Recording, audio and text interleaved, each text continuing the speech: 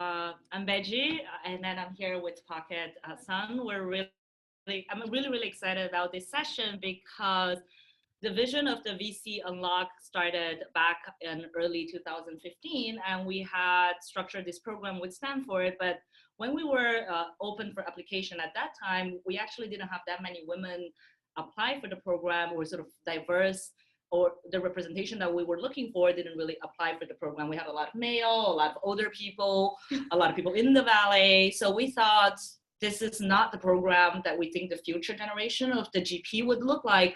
So I very proactively said I would love to launch a scholarship program and then see different faces, because what we really believe is with this sort of education program, we're also nurturing the future and building the relationship with the future GPs. So that was back in 2015 in May, and I luckily met Pocket at the time. I think you were 23 years old, 24, 23, 23. And it was just really fresh when I was looking at application to read your application and then have you inside the program, but a little bit like fast forward, right? Like now you build the first female-led millennial VC investing in the US, in Asia with Elizabeth. And then now you have a fund that is oversubscribed. So it's really exciting today when you like on the day in 2015, like I don't know, you would have imagined where you would be today, but today it's like a really exciting day for me, and also like really proud to see everything that has come together. So very excited to interview you on today's session. So Pocket Sun, founding partner and also general partner of SoGal. Excited to be here. So exactly 3 years ago, like we were here and like attending the demo day and all that. Yeah, and that was when I met Elizabeth. So it's been a very exciting 3 years. Couldn't have expected anything more than what we actually experienced. So, and we've done 52 deals now in the past 2.5 years. And we had our first close in January 2017, and now we are onto our final close and oversubscribed, and exciting. We've already done 14 deals for this current fund. So yeah, all good stuff. So the conversation we're going to structure in a few parts. The first part is going to be really like setting up the fund, getting it started. And then the second part we're going to cover is in the fundraising, closing LPs. You just mentioned like you're in the sort of final closing, oversubscribed moment. So love to hear the journey of getting to the point where you are. And then the sort of third part, we're going to cover sort of deeper into how do you find deals? How do you differentiate yourself in such a competitive landscape? So those are the three topics we're going to cover. But before we dive into the fund, can you start with like introducing a little bit of like your background, like where you come from, and then how did the name also like came together? Yeah, so on our website, SoGalVentures.com, the first sentence says like we're not your typical venture capitalists. So Elizabeth and I both didn't come from a finance background or PE or really startups.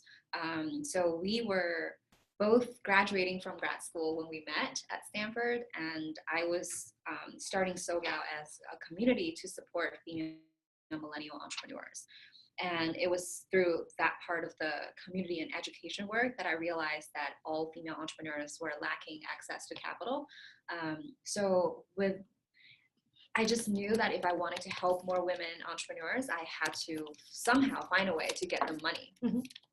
So with that intention, I applied for the 500 VC Unlocked program. And Elizabeth was graduating from her MBA at Johns Hopkins University. So she was starting a fund to invest in the undercapitalized Baltimore like talent pool.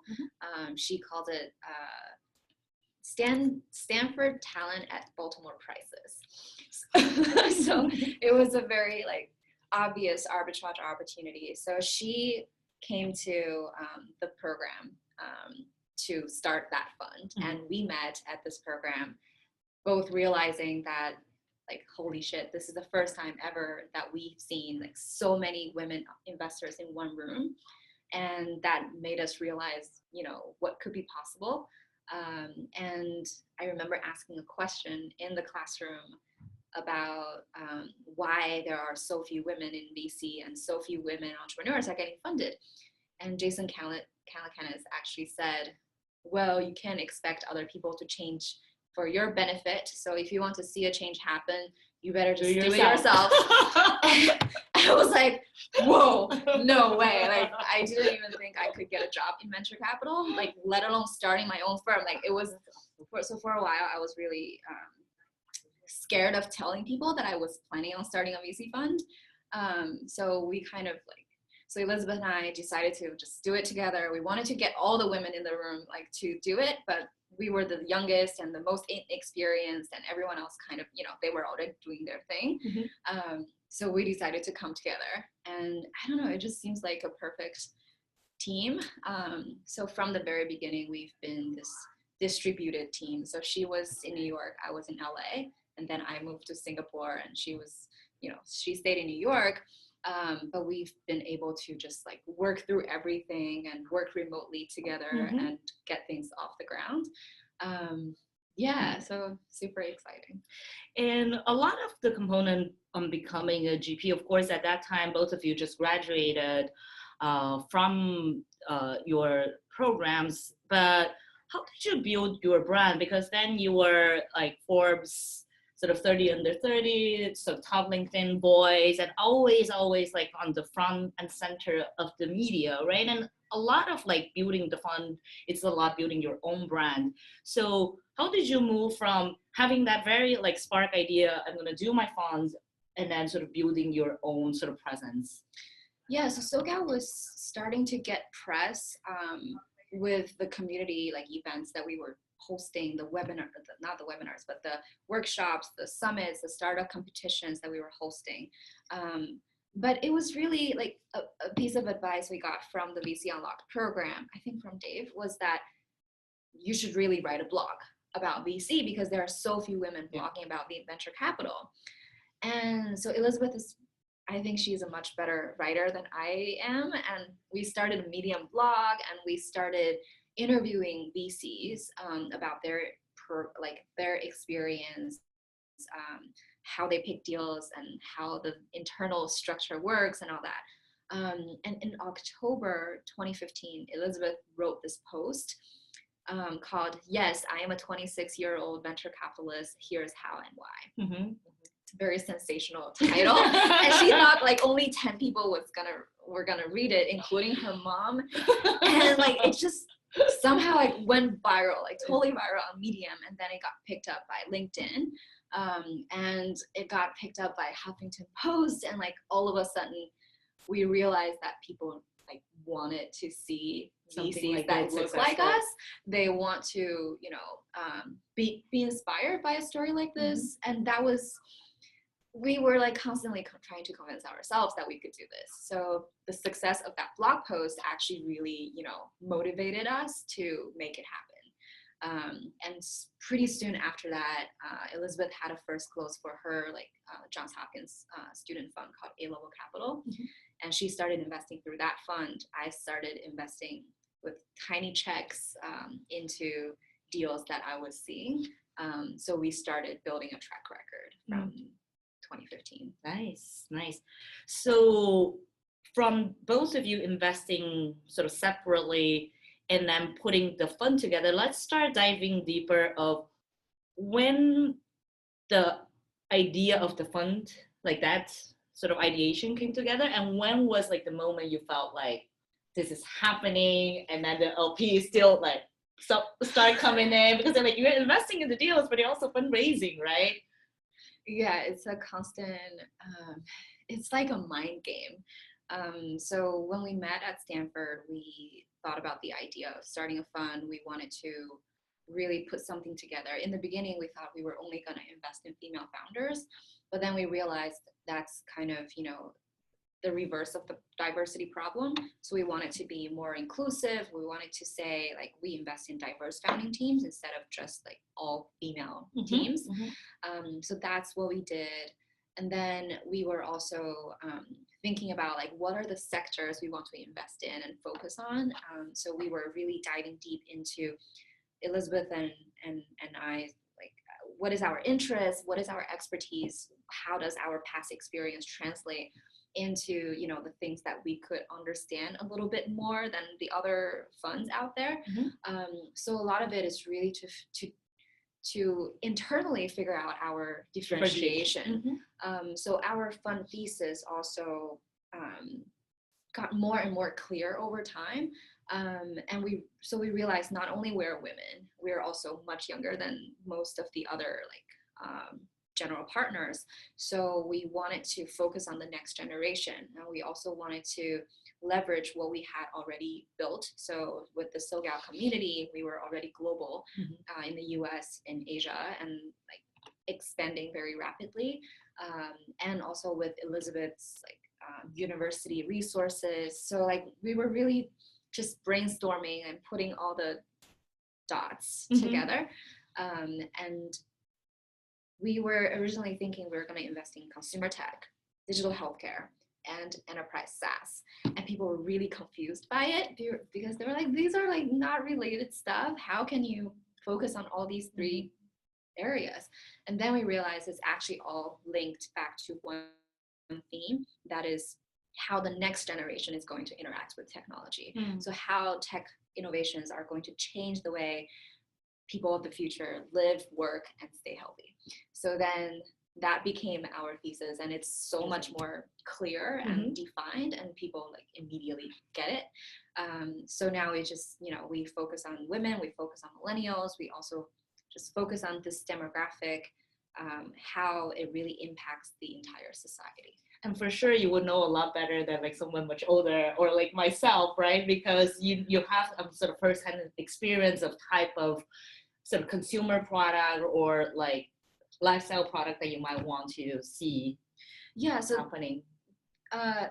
Yes, that, but not only that. So Elizabeth and I, like, we're both, you know, consumers ourselves. So of course it will be easier for us to immediately like know what this startup is trying to create. But beyond that, our global community actually plays a huge role. So these communities are made of female millennial entrepreneurs. So they're entrepreneurs, meaning, you know, they're knowledgeable, they're well connected, they're resourceful, they know their industries. And on the second hand, like, on the other hand, they are the most desirable consumers out there, and they are like SMB enterprise customers as well. So what we're investing in, all the companies are actually serving this demographic. So it's like we have all the customers in our hands, and we know their opinions. We know the local knowledge that we get from these local networks. So it's almost like a little bit like crowdsourced instead of top down, because you have this community inputting what's happening from the community level and ground up, right? Yeah, because we can't possibly think that Elizabeth and I can represent the entire millennial generation, or we can represent all women, right? Like, you know, we just can't, even though we come from very different backgrounds. I grew up in China, she grew up in Florida. I am like, you know, like coming from a traditional Chinese family, she is Jewish, you know, like very different, and grow up in different continents, but still, like, you know, we can't possibly cover everything. So with the community, we're actually able to crowdsource opinions, and really, it's almost like we are the white paper for the millennial generation. So we know all the trends, we know what's going on, so we can really, you know, have a deeper dive into the thesis that we have created. Very interesting. So fundraising, when was the first check that came in? And then tell us the experience of structuring a fund. Oh God. It's very, very difficult, because there are so many, you know, resources out there on the internet about how to start a startup, but there is really like nothing about how to start a fund. And when we ask other GPs, many times they're like, I didn't start a fund, so I have no idea. And, you know, someone else on the fund works on it. So it's like nobody had the comprehensive information. And each fund has, you know, different LP compositions. They have different, like, you know, like geographic focus. So their experience can't exactly, you know, we can't just borrow it from other people. So we just really have to figure out everything by ourselves. So we thought about, setting up a Cayman structure, but then we realized that for a $15 million fund, it really doesn't make much sense economically. And honestly, in the beginning, a lot of like these third-party like service providers, they wouldn't even they didn't take us seriously. They didn't want to talk to us. Like they thought, we've no idea whether you could raise this fund or not. It seems like a moonshot, right? So we had to be really selective. And no, I mean, when someone actually took us seriously and believed in our potential, we're loyal to them for life, right?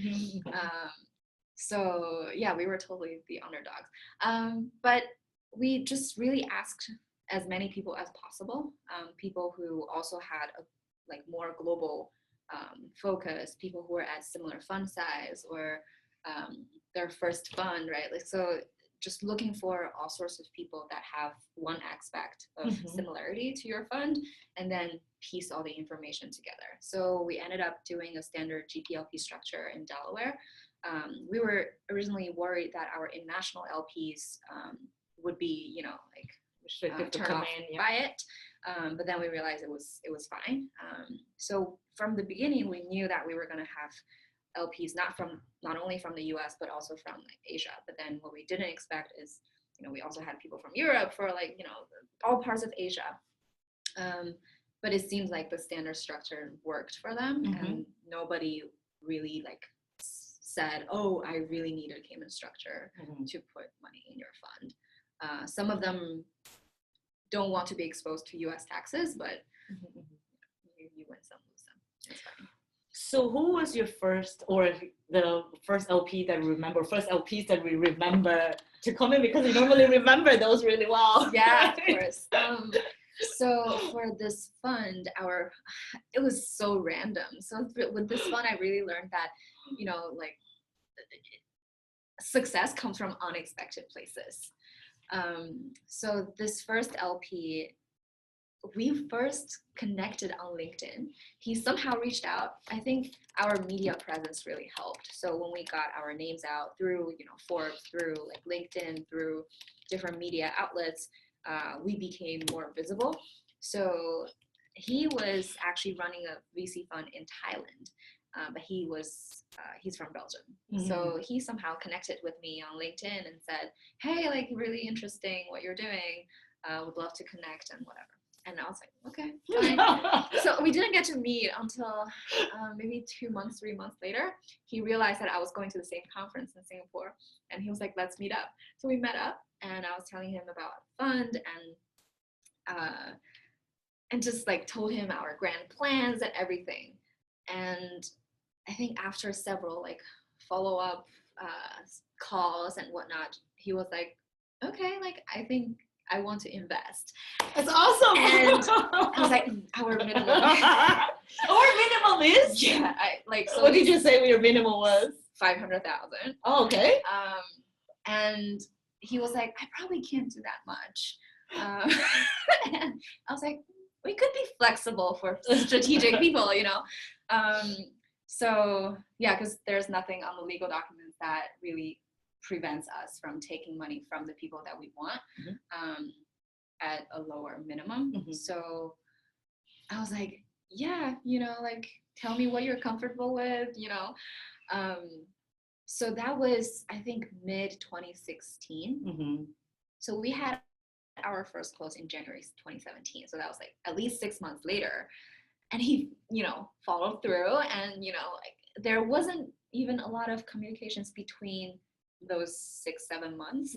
Yet when we were like, okay, we're ready, we're going to have our first close. Here's, the bank details. Everyone followed through. And yeah, it was insane. But it was just very unexpected. I didn't think it was going to, anything was going to come out of it. And he moved to Belgium after we saw each other in Singapore. So that was the only time I had interaction, never, right? Yeah, met him in person, and that just came to be. That's awesome when you have like people from around the world, when you have that vision, they come and then they see it and then they believe in that. It's like angel investing, right? That's at the end of the day very often what you also do as a GP. Yeah. So then, so that was our first LP. And then the people after that included like some of our community, like chapter leads who have been working with us and have seen the power of the network. They chose to become like small LPs. And we really loved that because, you know, they were already part of the community and we wanted them to, you know, become investors. And it was their first attempt to startup investing in venture capital. So we are really glad to be, you know, their bridge into this world. And we had people who just believed in the mission. We had people who found us on Google, reached out via email, like cold email, and they were like, you know, presidents of brand name like companies. And we were like, so exciting. And we had one video chat and that was it. And they just, you know, decided to invest. And they've been, you know, super valuable to us with their network and information. So yeah, so like I think the media presence actually helped a lot. And how did you move from having like individual investors to having, I know you have an institutional investor or in the process of sending a more institutional investor. How did you build on the composition of your LPs, and is it sort of different when you're raising with individuals? Because that might be like the first check, but eventually if we want to raise a $15 million or larger funds, you want to ensure there are also like other type of investors that come in. So I'd love to hear like other sort of profile of investors. Yeah, so in the beginning, we had no connections to high net worth individuals or family offices, you know, or institutional investors. So everything we had to just build from scratch. They were not already part of, you know, any of our like network. So we just did a lot of research. We started talking to a lot of other VCs about, you know, their relationships with institutions. We read like so many articles about different like pension funds, endowment funds, and how they could possibly, you know, be a partner for us. So then we started, I think, like just through referrals and introductions, and when we started to build more of a brand name for SoGal, we started to be able to get some meetings. And I think when we went in, like, yes, we had an agenda, like we wanted them to invest, but we also knew that it might not be a good fit because, you know, institutional LPs, they all have their own mandates, and it's pretty strict, right? Like, for example, some of them only can invest in like 10 to $20 million chunks, and they can't be more than 1/3 of one fund. So that, you know, puts a requirement on the fund size, and usually they spend a lot of time to get to know you and all that. So we just always knew that we had to start building relationships.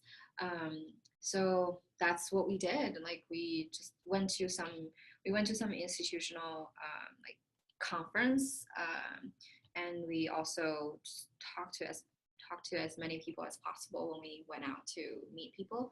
So it was a very gradual process. And then the institutional LPs talk to each other too. So there are, you know, conferences and summits where they all convene.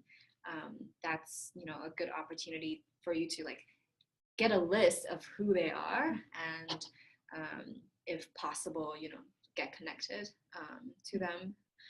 So yeah, it's really just a gradual process. And there are a lot of institutions that are not a good fit for our first fund, but we've been like talking to them, and hopefully they will come in for our second fund. That's great. So sort of moving from the structuring to the fund, I want to dive deeper into finding deals and the deal flow side of things. I know you mentioned about the origin of the SoGal name, and also sort of multiple times that the network has been, like individuals has been LP, has been this sort of crowdsourced network. I'd love to have you sort of dive deeper on how do you sort of manage, while you're running the fund, while you're fundraising, while doing the deals, how do you manage the sort of this network, right? And at the same time, have you seen like a direct sort of correlation as this community grow, your deal flow increase? So like love to see like where the deal flow comes from, and how do you manage sort of the network of this community? I would say the community was the starting point. So the community really helps us to build a good reputation among our target demographic.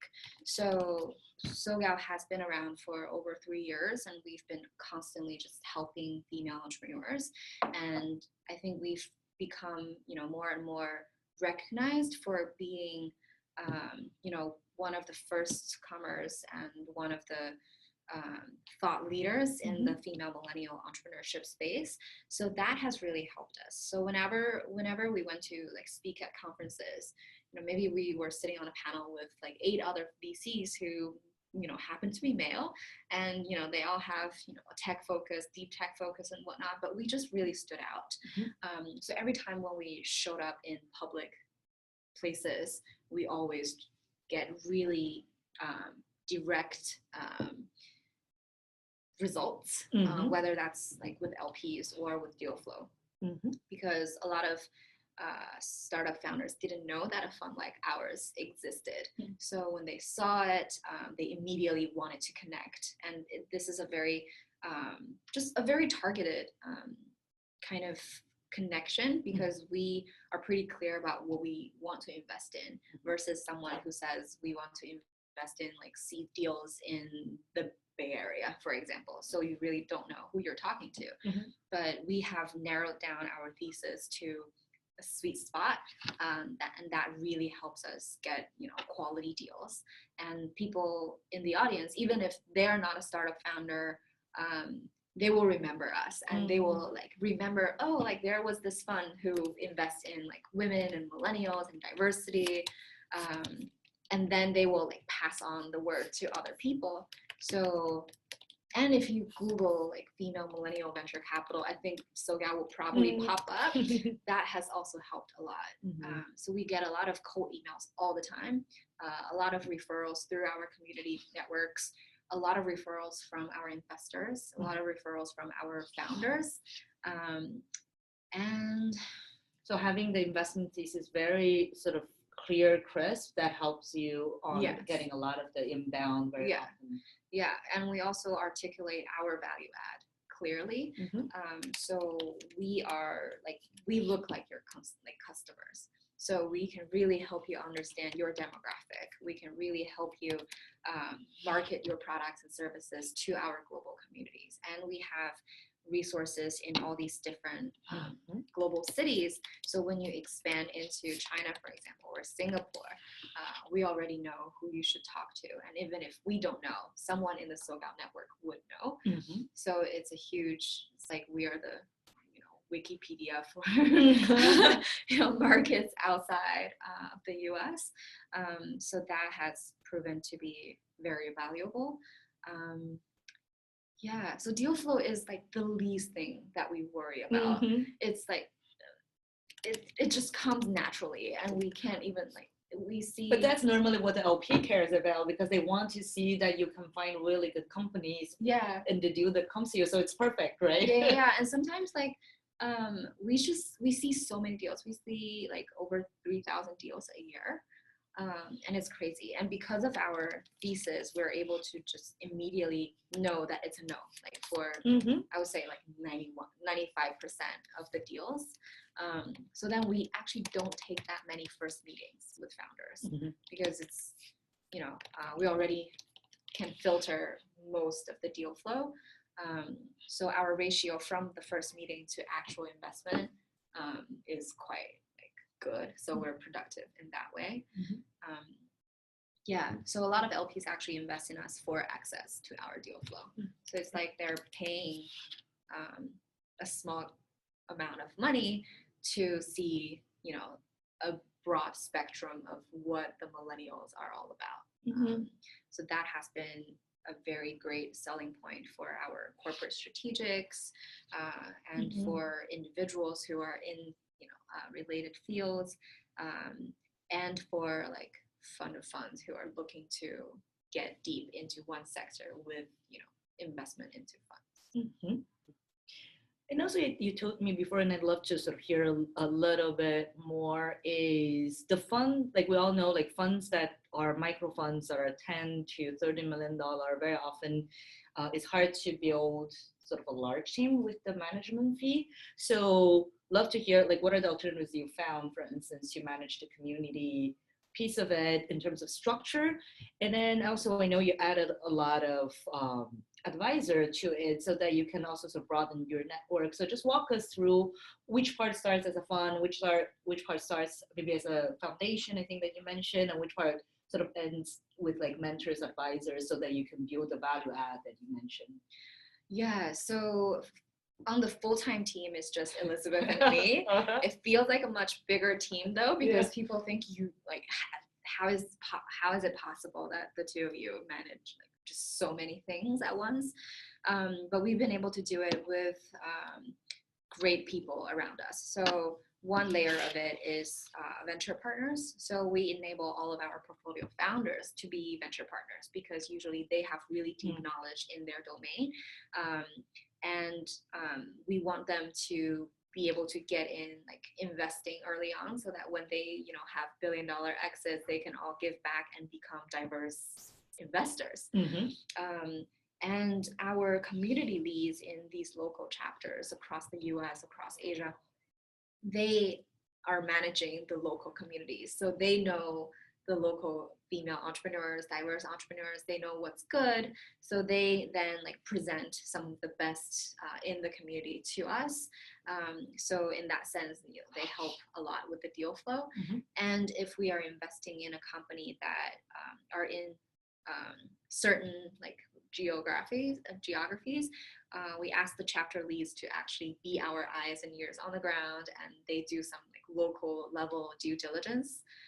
So that has been super, super helpful as well. And then another layer is our advisors. So we have really strong advisors, including like the president for Microsoft APAC, and we have relationships with executives at Coca-Cola, at PwC, and some of our LPs became our advisors. And we also have one most active advisor who has been in VC for 20 years. So she has been extremely helpful to help us institutionalize ourselves, to make sure that, we're really thinking in the long term. So like how much we should follow on, like how we should structure,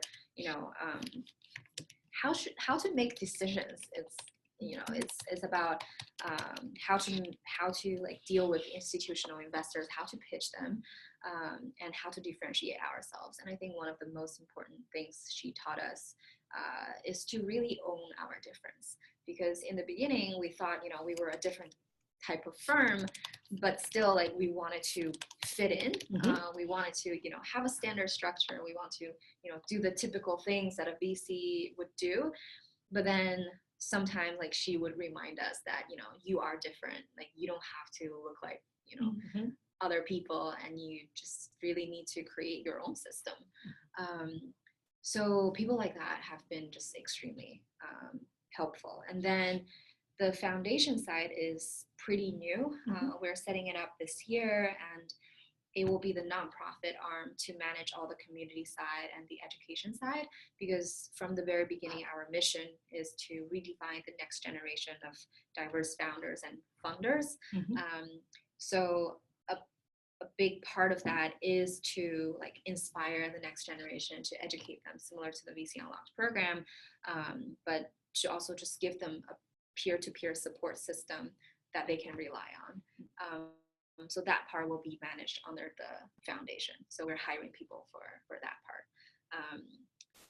Exciting. And then how do you manage this sort of global team? Because Elizabeth is here in the US and then you're in Asia. How do you define responsibility? How do you find like good cadence? Because also you met like almost like to do the fun together, right?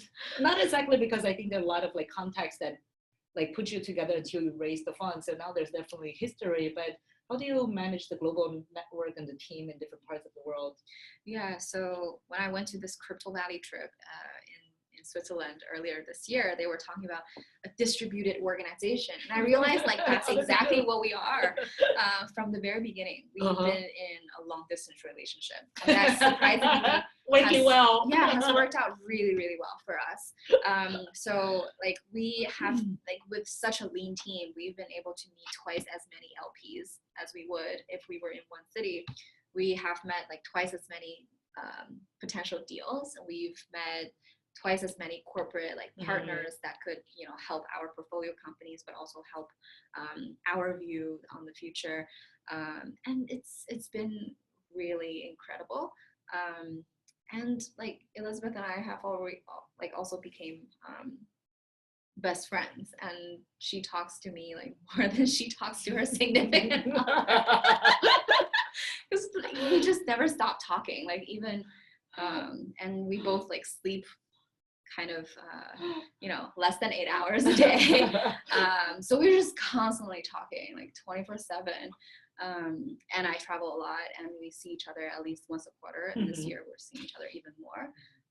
So just having a balance between the virtual relationship and the offline in-person relationship, that has been really incredible. You really made it work, right? Because then you would complementary in terms of network too. Yeah, and I think it's super important to find a partner who like really appreciates you, and like we just really, I guess, admire each other's capabilities.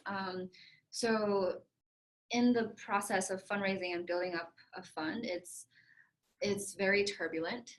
It could get really, like upsetting sometimes, because when you get a lot of no's, or when things are just not going well, or you're just overwhelmed by the workload, it's really important to have someone who can really like speak from your perspective, and you can count on the other person. So we just like hold each other up, and it's been a very beautiful partnership. That is really awesome to hear. Thank you, Pocket. We're gonna do the next part, which is open for question and answer from the group, and then Patrick, I think you're gonna unmute yourself too, and then help us moderate the questions. Indeed, I am. So I'm going to ask the first question. It actually comes from Kieran Farr, and he asked, how would you describe your exit return goals for your portfolio companies, and are those exit return goals significantly different from other funds? So maybe the first part could be for Pocket, and then if Bedy, you could touch on for other funds as well. Wow, that's a really good question. So the thing about exits is you can't really predict it. Of course, we have set like high goals for our fund, but I think sophisticated LPs know that it's not guaranteed, and they shouldn't, expect you to. So it's like you set your aim high, but just like it's on paper, and it's not something that's really concrete. So I would say our goal for exit is higher than usual than the normal like VC funds, and also because of our fund size, I think we are very confident about the exit potential. But in reality, we know that it's not something that we can put on paper and say this is what we promise, and I think LPs understand that. The way that we look at often, it's sort of percentage, right? Like which percentage of the companies we think is going to be 50x, which percentage of the company we think is going to be 20x, and then which will return probably like 1x, but it's not significant, and then how much is going to go to zero, and then basically model that out. But I agree, it's normally a 10 years sort of fund. So what we're seeding today, we're going to see result in 10 years. So a lot of it is projection, and Excel can often take anything. Yeah, another thing is because we're a new fund, and we are taking a very different approach to venture capital investing, we think the existing financial models might not even work for us, because the common thesis is that 9 out of 10 startups die, and like in your portfolio, maybe like half of them will be nothing. But like so far, we've invested in 52 companies, and 2 of them have already been sold. So they have exited, and none of these companies have really died yet. Like it's been 3 years, and it's kind of unusual. So we don't know. Like maybe we can really, be an outlier, and so like it's the sky is the limit, and it's like what the exit models other funds have used might not fit what we do. It's just entirely new. Great. The next question is a little bit about operations from Katie Kiernan. Are you utilizing technology to manage deal flow and or to help your team more efficiently and effectively? And she's just curious to see what processes you have put in place to ensure your team can keep up with some insane deal flow, especially if you're global.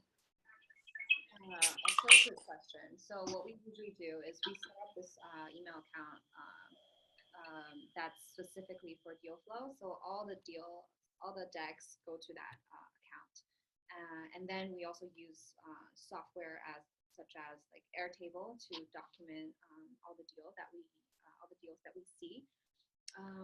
And there was this really great blog post about the tech stack of a VC. It talked about all these different software that you could use to make the process more efficient. Communications wise, we actually just use iMessage and Telegram. So iMessage is not so good with searching and with like sharing links and all that. So Telegram actually does a good job with that. I don't like Slack, so I don't use it. Elizabeth uses it for for the A-level capital fund. What else? So I think, I think it really depends on the I guess the setup of your fund, because currently it's just the 2 of us, so the communications have been pretty like simple and direct. So there's less about like back and forth in between a team. So what works for us might not be applicable for other teams. But so far that's what we've been working with. Great. All right, and now we have a question from Arun Verma. I apologize if my pronunciation is terrible, but how do you find LPs? Like really, how do you source them and then contact them?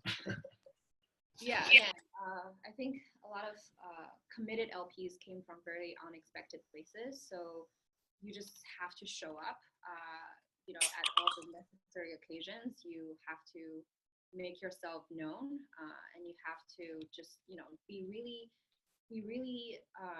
straightforward about who you are, where you are in the process, and what you're looking for. And whenever you meet a potential LP, ask qualifying questions to make sure that they should be in your deals, they should be in your sales pipeline, and also read up books about sales, because that's really what it is. In the beginning we didn't know, right? We thought it was something different, but at the end of the day, it's sales. You have to be really comfortable about selling the shit out of yourself, selling the shit out of your fund, selling the shit out of your vision. Just really believe in, whatever you're building. And also really study how to close deals, because what we realized is LPs think that they know their process, but in reality they don't, and they take much longer than they say they would. And the difficulty about raising for a fund is you really don't have a tight timeline. When you are a startup, you're raising for Series A, you set a 3 to 6 month timeline for it, but closing a fund that takes usually 12 to 24 months, anywhere in between. So it's really hard to motivate LPs to come in early, because there aren't a lot of incentives, and most people would rather wait a year and wait for your final close to see what you have done to de-risk for themselves. So you have to really be comfortable with their slow decision-making process, but also just ask these questions. Ask how long do you think it's going to take you to get to a decision? What are the necessary materials? So I would also suggest using, like, just set up a deal room that documents your deal flow, all the legal documents, and your service provider contracts, and your deal memos, etc., the team bios, and all these necessary stuff, so that whenever there's an LP who is diligencing you already have all the information ready. It's very similar to startup founder in that way. So what has worked for us is, I would say, like, public speaking actually really, really helped, because we have a very differentiated strategy. So whenever we show up, like, there are interesting leads that come out of it. Sometimes they don't immediately become valuable, but sometimes, like, after 6 months, all of a sudden they're like, I want to invest, or someone else wants to invest. So it's important that you keep people alongside your journey. So keep sharing your progress, keep sharing, the updates, the success of your portfolio companies. And I think another really important thing for us is that we really hustled to do to do a lot of deals to build our track record. So we had, very concrete things to show. We had, actual numbers from our portfolio that, demonstrated really strong growth. So just keep doing what you need to do. Like, it's like learning to swim while you're swimming. So, do as many deals as you can with the smallest amount of money possible, so that you can demonstrate what you're really trying to do, so that you're not just, presenting an idea. It's always good to show actual work. Awesome. So we have upwards of 41 more questions. So unfortunately, we can't get to all of them. But I do like this question, which basically is, how did taking part in Venture Capital Unlocked Stanford help prepare you for your success thus far? I can see how you like that question. So, well, the most important thing is I met Elizabeth there. So that was, when this dream team came to be. Another thing is, it really showed us, it is possible to have 50-50 women and men sitting in a room talking about venture capital. And that was, like, game changing for the two of us. And we also got, really great suggestions, advice, and networks from the program, including, one, if you want to see something different happen, you just do it yourself.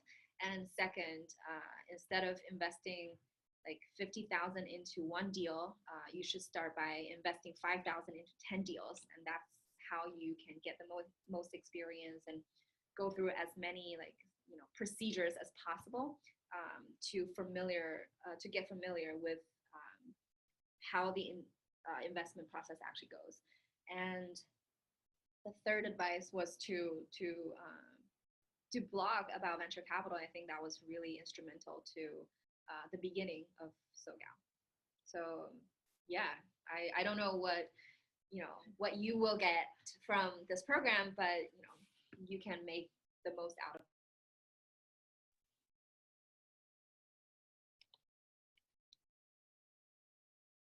Thank you. All right. Yeah, and thank you all very much. I have shared the slide for Venture Capital Unlocked on the website. On the presentation. So please refer to this if you have any questions about the program. Thank you so much to Bedy and Pocket for the presentation. It's been fantastic. And unfortunately, we can't get to all the questions today. But please send any questions you have to vcunlocked@500startups.com, and we'll try to get back to you with any responses. And with that, I don't know if Bedy or Pocket, if you have any final comments. Thank you for being here. Thank you. Great to be back. Great. All right. Thank you all so much. Bye.